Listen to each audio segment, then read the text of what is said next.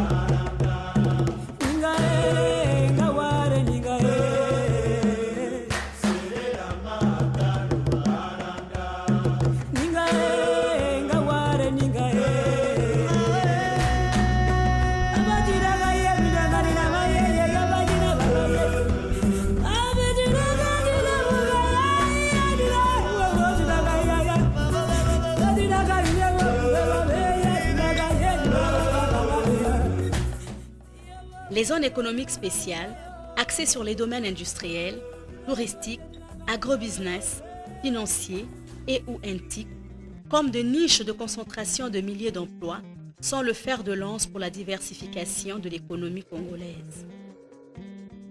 De nombreuses usines de transformation des matières premières végétales verront le jour, notamment pour le cacao, l'huile de palme et le bois. Dans ce cadre, la création d'une capitale verte, Obipol Oyo Olombo, assurera la valorisation des produits de toutes sortes. Le développement d'un secteur hors pétrole puissant devra assurer à terme l'essor de l'économie réelle. Dans les 5 premières années, 3% du PIB fixe par an, hors pétrole, et 8% en 2025 seront générés dans les zones économiques spéciales. Une technopole de pêche sera créée dans chaque zone économique spéciale. L'usage des bateaux monoxydes modernisera les embarcations de pêche et contribuera à la création d'une grande chaîne de valeur de poissons en doublant la capacité de production au moyen de l'élevage des poissons en cage flottante et l'aquaculture. Il s'agit de produire 40 000 tonnes de poissons supplémentaires et de réduire les importations tout en assurant le renouvellement des ressources halieutiques. La mise en valeur des ressources minières par l'utilisation des technologies respectueuses de l'environnement contribuera sensiblement à la diversification économique du Congo. 150 millions de tonnes par an de fer à Zanaga, Avima et Mayoko. 2 millions de tonnes par an pour la potasse de Mengo et Sitokula. 600 000 tonnes par an pour la potasse du Kwilu. Sur une longueur de 8 km, le port minéralier de Pointe-Noire va être une zone de stockage des mines avec une logistique plus fluide et une augmentation substantielle de la capacité de chargement et de déchargement.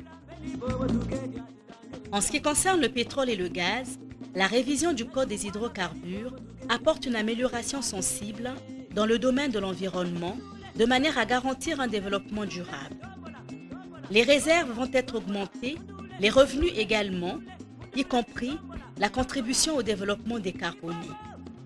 Socialement, les communautés se trouvant dans les secteurs de sous-traitance pétrolière seront développées.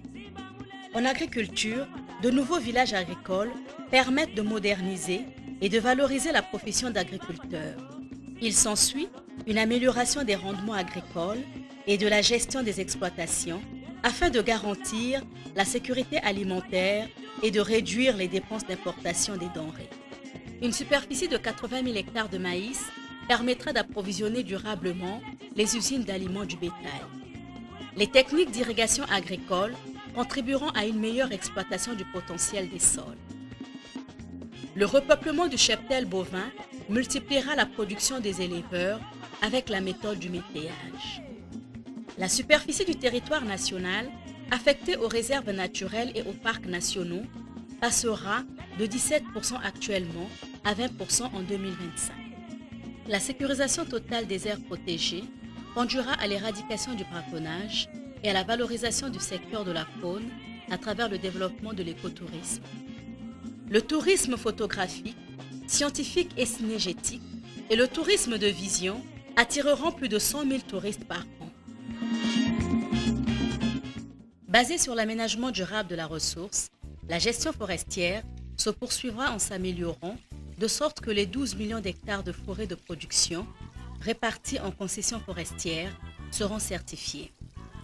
Dans ce contexte, l'exploitation de la forêt naturelle pourra supporter une production de 2 millions de mètres cubes de grumes au moins, sans compromettre la capacité de régénération de la ressource. Elle assurera un approvisionnement soutenu d'une industrie du bois diversifiée, orientée vers la 3e et la 4e transformation et fournissant sur les marchés des produits finis à haute valeur ajoutée. Le développement des produits forestiers non ligneux et des services écologiques renforceront cette diversification. 1 million d'hectares de plantations forestières dans la période 2011-2020 sur la base du clonage de l'eucalyptus, technique de reproduction mise au point en vraie grandeur au Congo en 1975 pour la première fois au monde.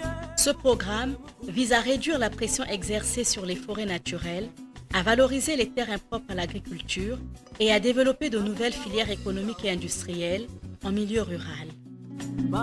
Il représente le plus grand projet vert en Afrique subsaharienne. Le processus REDD+, qui contribue à la lutte contre le changement climatique, est destiné à garantir une gestion durable des forêts et permet au pays de tirer le bénéfice des financements internationaux pour la lutte contre la pauvreté en milieu rural.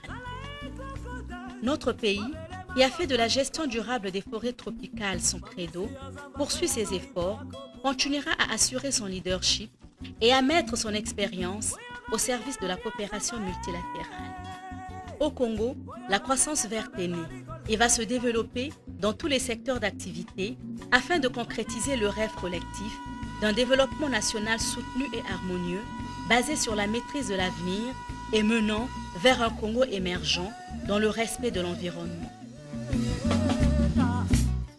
Le Plan national de développement 2012-2016 en constitue la première étape stratégique.